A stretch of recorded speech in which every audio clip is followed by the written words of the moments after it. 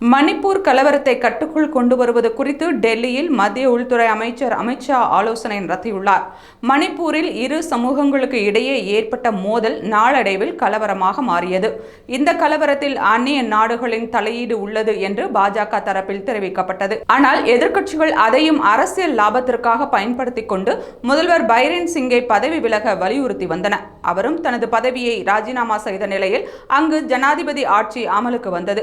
இந்நிலையில் மணிப்பூர் கலவரம் குறித்து மத்திய உள்துறை அமைச்சர் அமித் ஷா தலைமையில் டெல்லியில் இன்று ஆலோசனை நடைபெற்றது. இதில் பேசிய அமித் ஷா, மார்ச் 8ஆம் தேதி முதல் மணிப்பூரில் உள்ள அனைத்து சாலைகளிலும் சுதந்திரமாக மக்கள் நடமாடுவதை உறுதி செய்ய வேண்டும்.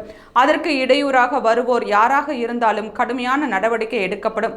மணிப்பூரில் நிரந்தர அமைதியை மீட்டெடுப்பதற்கான அனைத்து உதவிகளையும் மத்திய அரசு செய்ய தயாராக உள்ளது என்று தெரிவித்துள்ளார். வழிப்பறி வழக்குகளில் கடுமையான நடவடிக்கை எடுக்கப்பட வேண்டும்.